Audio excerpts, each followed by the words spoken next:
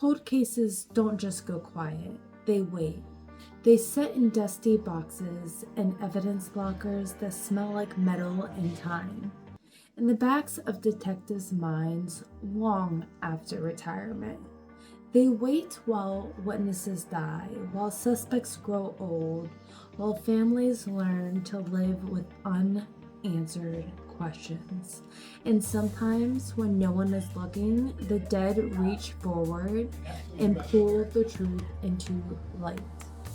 Tonight, we are stepping into 3 cold cases that refuse to stay buried.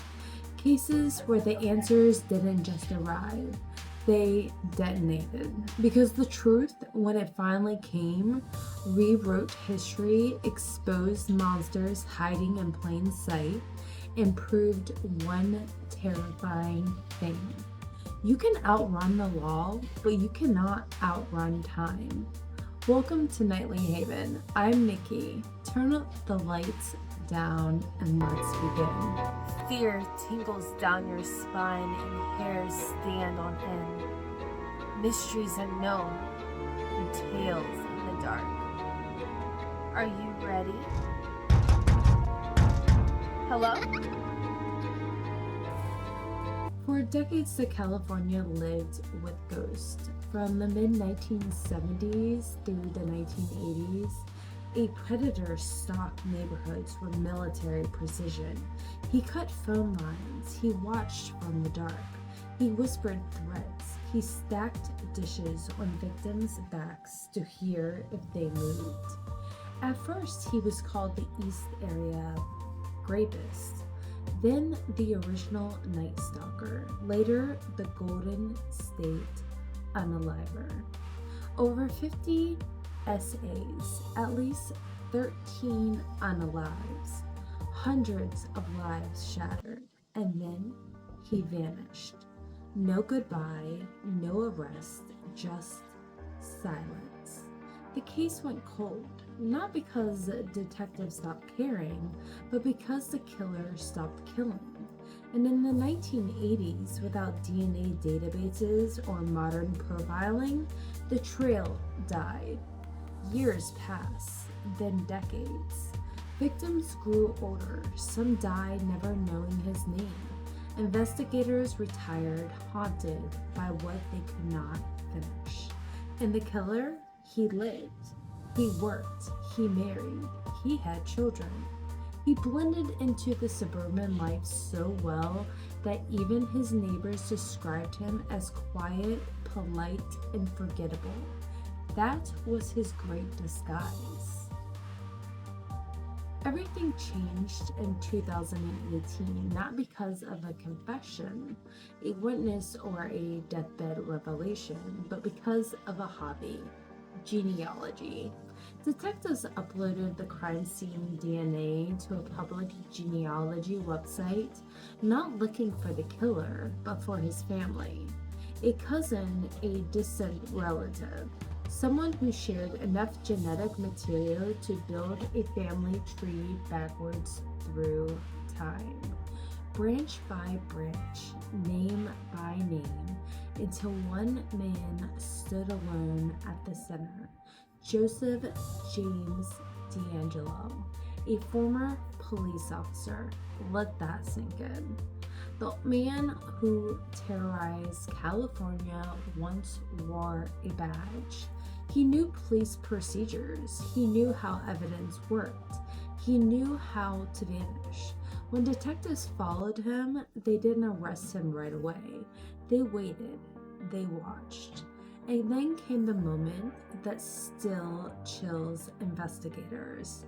They collected his DNA from a discarded item he threw away. It was a match. After over 40 years, the monster had a name. But the twist didn't stop there. When arrested, D'Angelo was frail, old, almost pitiful. Neighbors said, "That guy? No way." The same hands that once strangled victims now shook with age. Evil hadn't disappeared. It had simply learned how to grow old. In Los Angeles South Central, 4 years, Women, mostly marginalized, mostly ignored, vanished from the streets. Their bodies appeared in alleys, dumpsters, and vacant lots. Police suspected a serial killer, but the murders were sporadic, years apart, no clear pattern. The media barely noticed. Detectives named him the Grim Sleeper because he seemed to fall asleep for long stretches of time between kills. But here's the truth no one wanted to admit. He wasn't sleeping, he was hiding in plain sight. Between 1985 and 2007, at least 10 women were murdered, likely more. The cases went cold, leads dried up, witnesses disappeared, and then, just like the Golden State Killer, DNA spoke. Using familiar DNA searching, detectives identified a partial match from a man arrested on a minor weapons charge. That man's father, Lonnie David Franklin Jr. When police searched Franklin's home, what they found turned the investigation on its head. Photos, hundreds of them.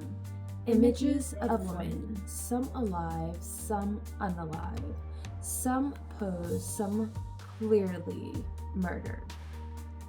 Trophies. This wasn't just a killer, this was a collector.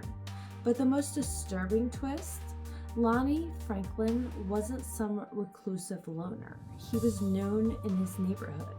He fixed cars for free. He attended barbecues. He smiled for family photos. He even posed with the police officers while actively being hunted by them. The community felt betrayed. How do you accept that man who waved at you was the same man leaving bodies behind dumpsters? The Grim Sleeper wasn't hiding in the shadows. He was hiding in trust. In 1985, a man walking through Bear Brook State Park in New Hampshire found something no one should ever find: a barrel. Inside it, bones, the remains of a woman and a child. No names, no missing persons report that fit, no suspects. The case went cold. Then 15 years later, another barrel was found just yards away. Inside, 2 more bodies. Another woman, another child. 4 victims, 2 barrels, 1 dumping ground. Still no names. For decades, the victims were known only as Jane Doe and Baby Doe. No one knew who they were or who killed them. Investigators assumed the women were related. They were wrong. Modern DNA testing revealed something shocking.